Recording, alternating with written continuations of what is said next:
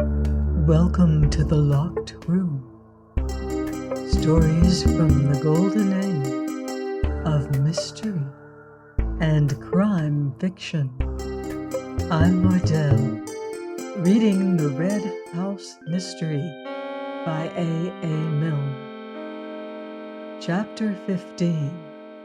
Mrs. Norbury confides in dear Mr. Gillingham. They left the road and took the path across the fields, which sloped gently downwards towards Jallands.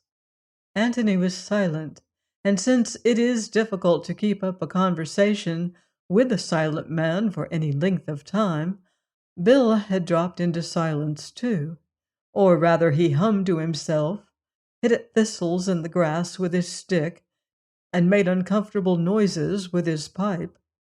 But he noticed that his companion kept looking back over his shoulder, almost as if he wanted to remember for a future occasion the way by which they were coming.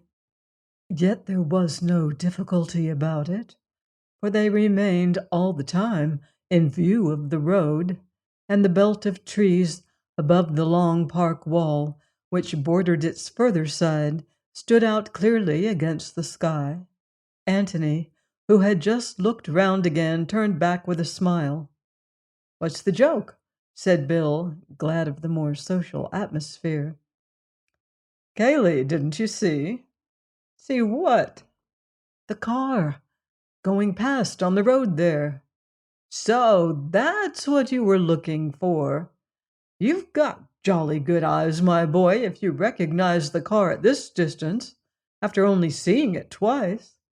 "Well, I have got jolly good eyes. I thought he was going to Stanton." "He hoped you'd think so, obviously." "Then where is he going?" "The library, probably, to consult our friend Usher." After making quite sure that his friends, Beverly and Gillingham, really were going to Jallands, as they said, Bill stopped suddenly in the middle of the path. "I say, do you think so?" Antony shrugged his shoulders. "I shouldn't be surprised. We must be devilishly inconvenient for him hanging about the house. Any moment he can get, when we're definitely somewhere else, must be very useful to him." "Useful for what?" "Well, useful for his nerves, if for nothing else. We know he's mixed up in this business. We know he's hiding a secret or two, even if he doesn't suspect that we're on his tracks. He must feel that at any moment we might stumble on something." Bill gave a grunt of assent, and they went slowly on again. "What about tonight?" he said after a lengthy blow at his pipe. "Try a piece of grass," said Antony, offering it to him. Bill pushed it through the mouthpiece, blew again, said, "That's better," and returned the pipe to his pocket. "How are we going to get out without Kaylee knowing?" "Well, that wants thinking over. It's going to be difficult. I wish we were sleeping at the inn. Is this Miss Norbury, by any chance?" Bill looked up quickly. They were close to Jallands now, an old thatched farmhouse which, after centuries of sleep, had woken up to a new world and had forthwith sprouted wings, however, of so discreet a growth that they had not brought with them any obvious change of character. And Jallands, even with a bathroom, was still Jallands, to the outward view at any rate. Inside it was more clearly Mrs. Norbury's. "Yes, Angela Norbury," murmured Bill. "Not bad looking, is she?" The girl, who stood by the little white gate of Jallands, was something more than not bad looking, but in this matter Bill was keeping his superlatives for another. In Bill's eyes she must be judged and condemned by all that distinguished her from Betty Calladine. To Antony, unhampered by these standards of comparison, she seemed quite simply beautiful. "Kaylee asked us to bring a letter along," explained Bill. When the necessary handshakings and introductions were over, "Here you are." "You will tell him, won't you?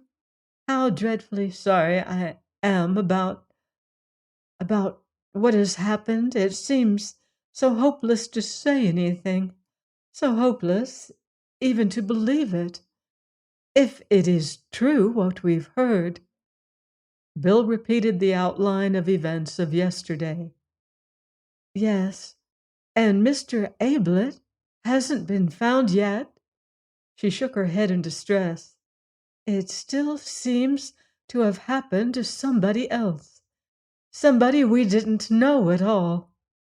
Then, with a sudden grave smile which included both of them, "But you must come and have some tea." "It's awfully decent of you," said Bill awkwardly, "but we—" "You will, won't you?" she said to Antony. "Thank you very much." Mrs. Norbury was delighted to see them, as she always was to see any man in her house who came up to the necessary standard of eligibility. When her life work was completed and summed up in those beautiful words, "A marriage has been arranged and will shortly take place between Angela, daughter of the late John Norbury," then she would utter a grateful Nunc Dimittis and depart in peace to a better world, if heaven insisted, but preferably to her new son-in-law's more dignified establishment. For there was no doubt that eligibility meant not only eligibility as a husband, but it was not as eligibles that the visitors from the Red House were received with such eagerness today, and even if her special smile for possibles was there, it was instinctive rather than reasoned. All that she wanted at this moment was news, news of Mark, for she was bringing it off at last, and if the engagement columns of the Morning Post were preceded, as in the case of its obituary columns, by a premonitory bulletin, the announcement of yesterday would have cried triumphantly to the world, or to such a part of the world as mattered, "A marriage has very nearly been arranged by Mrs. Norbury, and will certainly take place between Angela, the only daughter of the late John Norbury, and Mark Ablett of the Red House." And coming across it on his way to the sporting page, Bill would have been surprised, for he had thought that if anybody, it was Cayley. To the girl it was neither. She was often amused by her mother's ways, sometimes ashamed of them, sometimes distressed by them. The Mark Ablett affair had seemed to her particularly distressing, for Mark was so obviously in league with her mother against her. Other suitors upon whom her mother had smiled had been embarrassed by that championship. Mark appeared to depend on it as much as on his own attractions, great though he thought these to be. They went a wooing together. It was a pleasure to turn to Cayley, that hopeless ineligible. But alas, Cayley had misunderstood her. She could not imagine Cayley in love until she saw it, and tried, too late, to stop it. That was 4 days ago. She had not seen him since, and now here was this letter. She dreaded opening it. It was a relief to feel that at least she had an excuse for not doing so while her guests were in the house.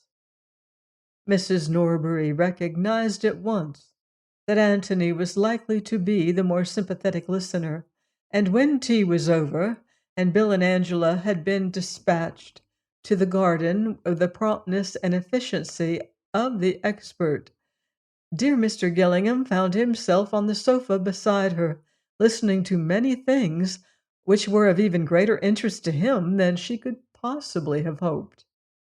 "It is terrible, terrible," she said, "and to suggest that dear Mr. Ablett—" Antony made suitable noises. "You've seen Mr. Ablett for yourself. A kinder, more warm-hearted man. Antony explained that he had not seen Mr. Ablett. Oh, yes, of course I was forgetting, but believe me, Mr. Gillingham, you can trust a woman's intuition in these matters. Antony said that he was sure of this. Think of my feelings as a mother. Antony was thinking of Miss Norbury's feelings as a daughter and wondering if she guessed that her affairs were now being discussed with a stranger. Yet what could he do? What indeed did he want to do except listen, in the hope of learning? Mark engaged? Or about to be engaged? Had that any bearing on the events of yesterday? What, for instance, would Mrs. Norbury have thought of Brother Robert, that family skeleton? Was this another reason for wanting Brother Robert out of the way? I never liked him, never. Never liked, said Antony, bewildered. But that cousin of his, Mr. Cayley.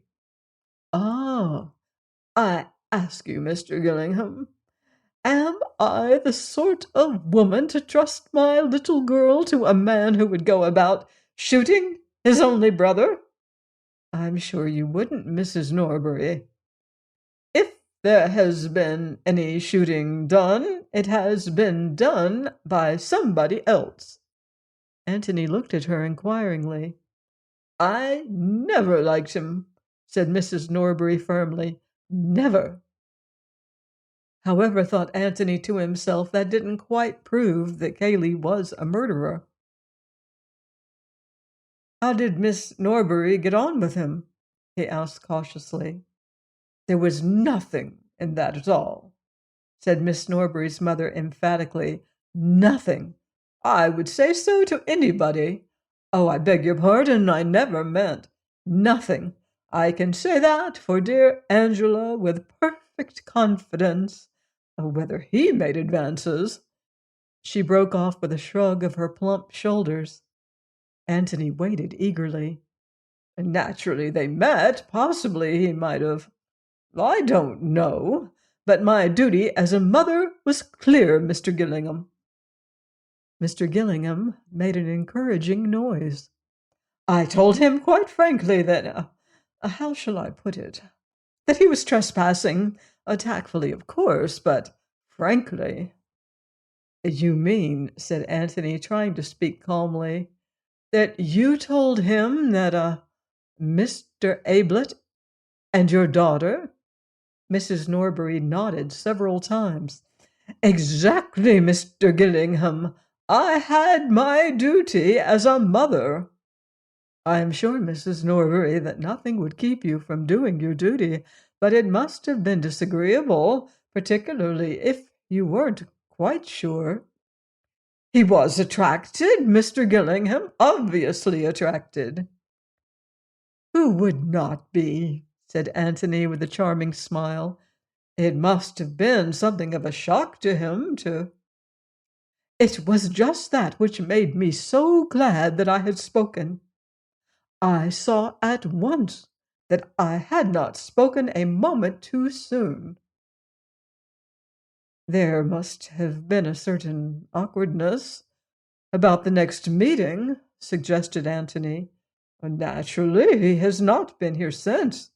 No doubt they would have been bound to meet up at the Red House sooner or later. Oh, this was only quite lately. Last week, Mr. Gillingham. I spoke just in time. Ah, said Antony under his breath. He had been waiting for it. He would have liked now to have gone away, so that he might have thought over the new situation by himself, or perhaps preferably to have changed partners for a little while with Bill. Miss Norbury would hardly be ready to confide in a stranger with the readiness of a mother, but he might have learnt something by listening to her. For which of them had she the greater feeling, Cayley or Mark?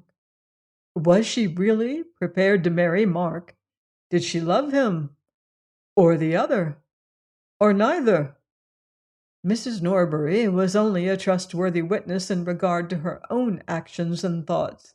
He had learnt all that was necessary of those, and only the daughter now had anything left to tell him.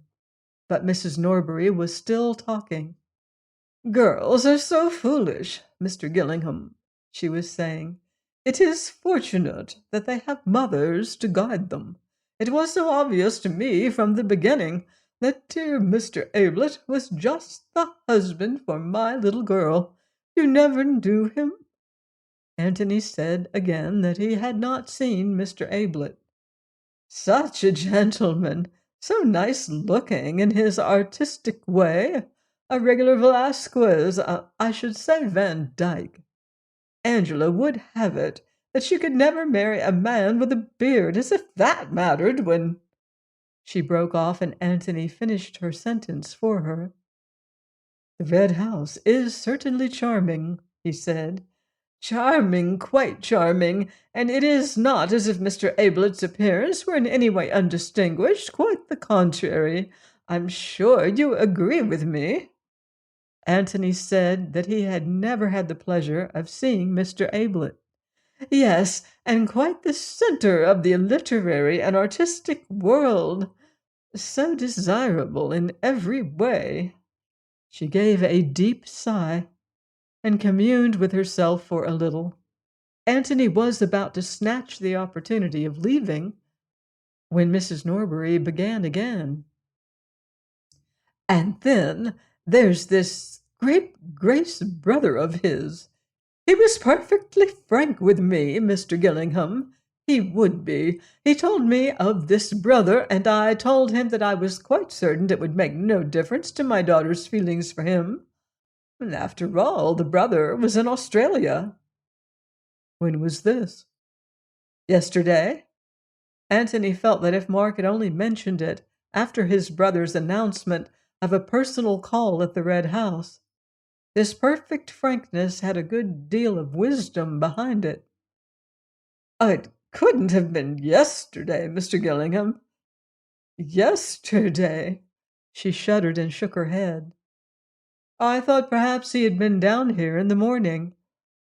"Oh, no, there is such a thing, Mr. Gillingham, as being too devoted a lover.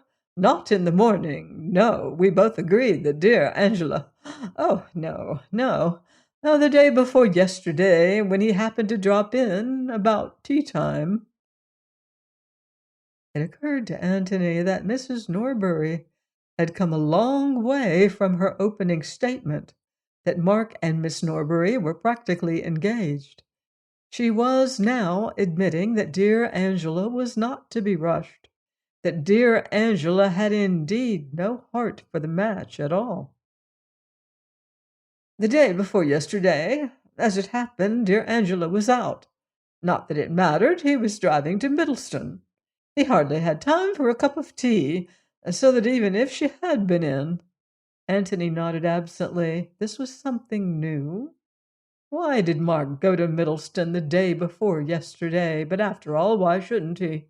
100 reasons unconnected with the death of Robert might have taken him there. He got up to go.